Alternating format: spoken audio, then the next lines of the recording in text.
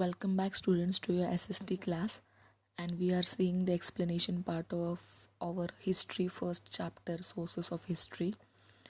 So open your textbook page number 3 and see the paragraph oral sources. So before starting with the explanation, let me give you today's homework. So your today's homework will be you have to draw this diagram which is being shown on your screen, that is in pink color. So in your CW notebook, give the subheading oral sources and then draw this diagram. आपको आपकी CW में एक side heading देनी है oral sources करके, और उसके नीचे ये डायग्राम ड्रॉ करना है. इसके पहले भी मैंने कुछ होमवर्क्स दिए थे. I hope you all are doing the homeworks on time. So let's see the explanation. Oral मतलब the in which you use your mouth, जहाँ पे मुंह का इस्तेमाल किया जाता है उसको ओरल बोलते हैं. अब ओरल सोर्सेस में क्या है, see the diagram. Folk songs, powada, folk tales मतलब stories, narrations, interviews, fairs, jalsa, art groups, rhythmic prose जिसको ओवी भी बोलते हैं, एंड इंस्पिरेशनल सॉन्ग्स. ये सारे ओरल सोर्सेस में आते हैं. उसमें से हम पहला देखेंगे इंस्पिरेशनल सॉन्ग्स.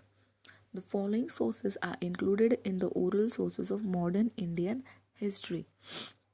इंस्पिरेशनल सॉन्ग, अब वर्ड से ही पता चलता है इंस्पिरेशनल सॉन्ग्स मतलब ऐसे सॉन्ग्स जो हमको इंस्पायर करते हैं, मोटिवेट करते हैं. Okay. During the period of freedom movement various inspirational songs were composed. So जब हमको हमारे देश को आज़ादी नहीं मिली थी उस वक्त बहुत अलग अलग तरीके के इंस्पिरेशनल सॉन्ग्स लिखे जाते थे ताकि जो फ्रीडम फाइटर्स हैं उनको बढ़ावा मिले, उनको इंस्पिरेशन मिले और अच्छे से लड़ाई लड़ने के लिए. At present, some of these songs are available in written forms. और अभी इनमें से जो सॉन्ग्स लिखे गए थे उनमें से कुछ सॉन्ग्स अभी भी लिखे हुए पाए गए हैं, मिले हैं. But there are many other unpublished inspirational songs memorised by freedom fighters. लेकिन कई ऐसे सॉन्ग्स भी थे जो पब्लिश ही नहीं हुए. Through these inspirational song we can get information about the condition during pre-independence period, and also the spirit behind the freedom struggle could be understood. So इस inspirational song से हमें उस वक्त के जो फ्रीडम फाइटर्स थे उनका स्ट्रगल, उनकी लाइफ और उनका मोटिवेशन, उनका इंस्पिरेशन के बारे में पता चलता है. Next come powada. Povada is a source of getting information about a historical event or a work of a person. So powada एक ऐसी चीज़ होती है जिसके थ्रू या जिससे हमको किसी एक इंसान की लाइफ के बारे में या किसी घटना के बारे में जो घटी हुई है उसके बारे में पता चलता है. जैसे कि अगर मैं एग्जाम्पल दूँ तो तानाजी मालुसरे ने जो कोंडाना फोर्ट, जो अभी का सिंहगढ़ फोर्ट बन चुका है, उसकी लड़ाई कैसे जीती उस पर बहुत ही फेमस पोवाड़ा है. सो उसमें हमको क्या पता चलता है उस पोवाड़ा से कि तानाजी मालुसरे ने सिंहगढ़ फोर्ट किस तरीके से कैप्चर किया, अपनी जान की आहुति देकर. He sacrificed his life for capturing Sinhagad fort. So ये हमको पोवाड़ास, ऐसे कुछ पोवाड़ास है. This was one example. There are many other powadas also. There are various povadas composed on freedom struggle of 1857. So 1857 की फ्रीडम स्ट्रगल पे भी बहुत अलग अलग पोवाडास कंपोज हुए. वेलर ऑफ रेवोल्यूशनरीज, वेलर मतलब ब्रेवरी, उनकी बहादुरी during British rule. These povadas were used to create motivational and spirit among the people. तो ये पोवाडास लोगों के मन में स्फूर्ति जगाता था लड़ाई लड़ने की.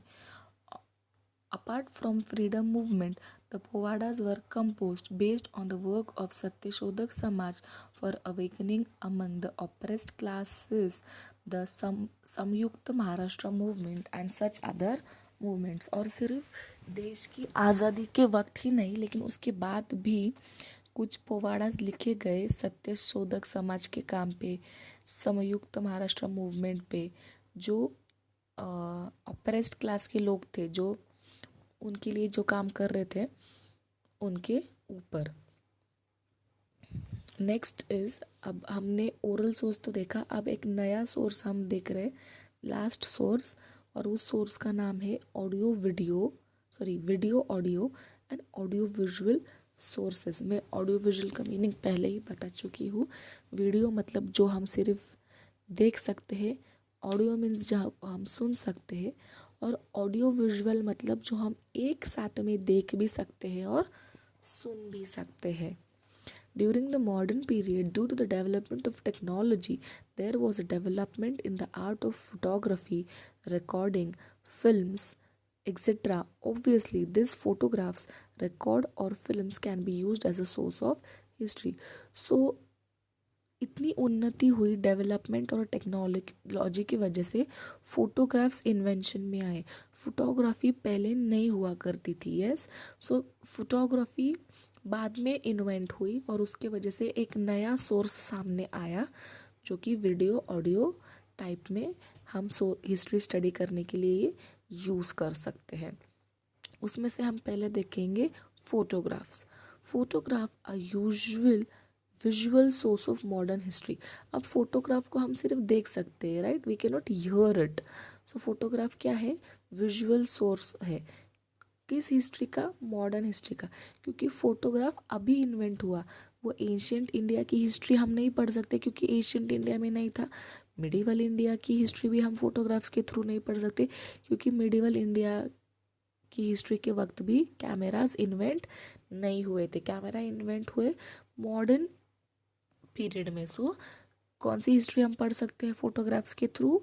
मॉडर्न इंडियन हिस्ट्री पढ़ सकते हैं, एंशियंट और मिडिवल नहीं। With the discovery of art of photography, photograph of various persons, events, objects, structures, places were clicked. Through these photographs, we get information of the person or an event in the visual format. So photograph से कई सारी information मिलती है हमको और हम कई सारी चीज़ों के फोटोग्राफ्स ले सकते हैं। In case of medieval period, there are paintings available that depict the physical features of a person or visual description of a particular event. So medieval period में मैंने पहले ही बोला कि कैमरास मॉडर्न टाइम में invent हुए, ancient और medieval period में cameras नहीं थे। तो उस वक्त क्या मिडिवल पीरियड में क्या पेंटिंग्स फोटोग्राफ्स की जगह कौन लिया करता था? पेंटिंग्स। फोटोग्राफ्स की जगह पेंटिंग्स हुआ करती थी, yes. But the authenticity of these paintings is doubtful. लेकिन इस पेंटिंग्स पे कितना भरोसा किया जाए, कितना हम रिलाई कर सकते हैं, वो थोड़ा डाउटफुल ही है क्योंकि पेंटिंग ऐसी चीज़ है जो हम अपने मन से कैसे भी बना सकते हैं, यस। अच्छे को बुरा, बुरे को अच्छा, इसलिए उस पर भरोसा करना थोड़ा सा डाउटफुल है। Comparatively, photographs are considered to be more reliable. देखो, फोटोग्राफ्स के पेंटिंग के मुकाबले फोटोग्राफ्स पे हम ज़्यादा रिलाई कर सकते हैं, मतलब भरोसा रख सकते हैं। The photograph of a person gives information about the physical features, dressing style, etc. Photograph of an event give a visual image of the event, whereas photograph of an object or a structures help in understanding its nature. तो भाई दिया है कि photographs से हम एक physical feature भी find out कर सकते हैं, उस पर्सन का ड्रेसिंग स्टाइल भी, और सिर्फ पर्सन ही नहीं, अलग अलग ऑब्जेक्ट्स के, अलग अलग इवेंट्स के हम फोटोज़ लेकर बहुत सारी चीज़ें फाइंड कर सकते हैं, स्टडी कर सकते हैं। Next, recordings. The discovery of technique of recording was also as important as photography. So photography जितनी इम्पॉर्टेंट, फोटोग्राफी की डिस्कवरी जितनी इम्पॉर्टेंट साबित हुई, उतनी ही रिकॉर्डिंग की इन्वेंशन भी इम्पोर्टेंट साबित हुई. Recording is a form of audio source of history. अब रिकॉर्डिंग मतलब ऑडियो रिकॉर्डिंग. रिकॉर्डिंग भी दो तरीके होते हैं, एक वीडियो रिकॉर्डिंग और एक ऑडियो रिकॉर्डिंग. तो यहाँ पे ऑडियो रिकॉर्डिंग की बात हो रही है जहाँ पे हम सिर्फ सुन सकते हैं, देख नहीं सकते. जैसे कि ऑडियो रिकॉर्डिंग का बेस्ट एग्जांपल है radio. Radio we can hear, we can not see. तो उस तरीके से during modern period the speeches of leaders और important personalities, songs etcetera are available in the form of recording. और बहुत सारी लोगों के स्पीचेस, उनके सॉन्ग्स, ये हमको रिकॉर्डिंग के तौर पर मिलते हैं. They can be use as a source of history. For example national anthem Jana Gana मन sung by Rabindranath Tagore himself or the speeches of Subhash Chandra Bose can be used as an audio source for the study of history of modern India. Modern India की history study करने के लिए अलग अलग recordings हम देख सकते हैं, जिसमें से एग्जाम्पल दिया है कि सुभाष चंद्र बोस ने लिखा हुआ सुभाष चंद्र बोस जी ने लिखा हुआ national anthem, sorry Rabindranath Tagore ji ने लिखा हुआ नेशनल एंथम, गाया हुआ नेशनल एंथम, और सुभाष चंद्र बोस जी के अलग अलग स्पीचेस हम सुन सकते हैं. Then films. Now everybody know what a film is. Films are considered as a unique discovery of modern technology. In the 20th century, there was a great development in the technique of film making. अब अगर हम देखें तो सबसे पहली जो film release हुई या पुराने ज़माने में जो ब्लैक एंड वाइट फिल्म्स हुआ करती थी, उसको अगर हम आज के 2020 के फिल्म से कंपेयर करें तो हर एक चीज़ में डेवलपमेंट और टेक्नोलॉजी की एडवांसमेंट हम देख सकते हैं. चाहे वो पिक्चर क्वालिटी हो, कलर ये हो, एक्सेट्रा एक्सेट्रा, ग्राफिक्स, जितनी भी चीज़ें हैं हर चीज़ में डेवलपमेंट और टेक्नोलॉजी की एडवांसमेंट हम देख सकते हैं. जैसे पहले था वैसे अभी नहीं हुए. Dada Saheb Phalke in year 1913, underline this sentence, Dada Saheb Phalke in the year 1930 led the foundation of Indian film industry. So Indian film industry किसने बनाई? इंडिया ना, ये इंडिया की बात हो रही है, बाहर की नहीं. सो इंडियन किसने बनाई? दादा साहेब फाळके. कौन से ईयर में? 1913 में. और इसीलिए अवार्ड्स में अगर फिल्म इंडस्ट्री में हम बात करें तो दादा साहेब फाळके नाम का एक अवार्ड भी दिया जाता है उनके कंट्रीब्यूशन के लिए. Audio visual recording of Dandi Yatra, salt Satyagraha, quit India movement and such other historical incidents are available. So ये कुछ फ्रीडम स्ट्रगल के टाइम्स की मूवमेंट्स थी, उनकी फिल्म्स, उनके इंसिडेंसेस भी अवेलेबल है फिल्म की तौर पे. Through this films the events could be seen in reality. और ये फिल्म्स की वजह से क्या होता है, हमको वो इवेंट को ज़्यादा अच्छे से समझने की मौका मिलता है. क्योंकि बोलते हैं ना कि जिस चीज़ को हम देखते और सुनते हैं वो ज़्यादा ध्यान में रहती है, वो ज़्यादा समझ में आती है. देखना और सुनना दोनों जब एक साथ होता है तो वो चीज़ हमको ज़्यादा इजीली समझ में आती है.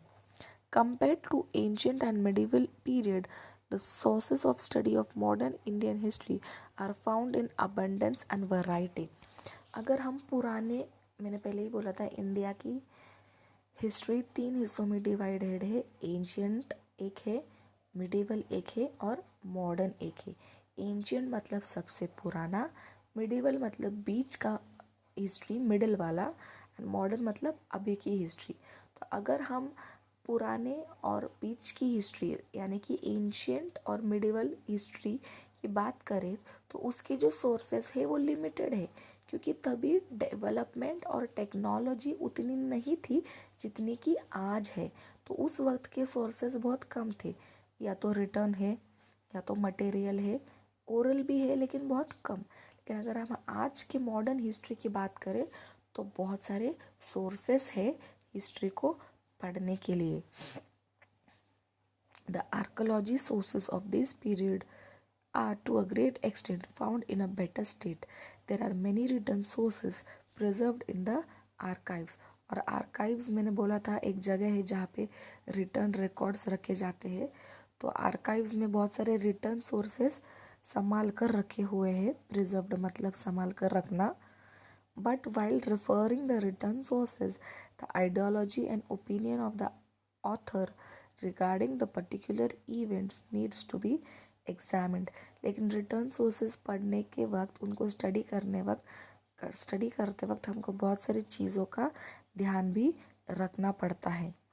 There is a great need of preserving these historical sources through which the rich tradition of history can be handed over to the next generation. So ये जब हम प्रिजर्व करते हैं तो उसको बहुत ही संभाल कर हमको प्रिजर्व करना है और हमारे आने वाले जनरेशन को हैंड ओवर मतलब पास करना है. ओके, सो यहाँ हमारा फर्स्ट चैप्टर का एक्सप्लेनेशन ख़त्म होता है. We have covered all the topics in this chapter. I hope you all understood the chapter, and so in the next class we will be solving the exercise. लेकिन उसके पहले मैं चाहती हूँ कि आप खुद भी ये एक्सरसाइज में जो क्वेश्चंस दिए हैं उसके आंसर्स टेक्स्ट बुक में मार्क करके रखो, फाइंड आउट करो, ताकि नेक्स्ट सेशन में जब हम डिस्कशन करेंगे उस वक्त अगर कुछ गलती है आंसर्स में तो मैं जो बोलूँगी आप उसका करेक्शन कर सकते हैं. But please try to find out the answers on your own. So next class में we will be solving the exercise, and then after finishing the exercise we will start with the first chapter of our geography subject. So let's see you in the next class.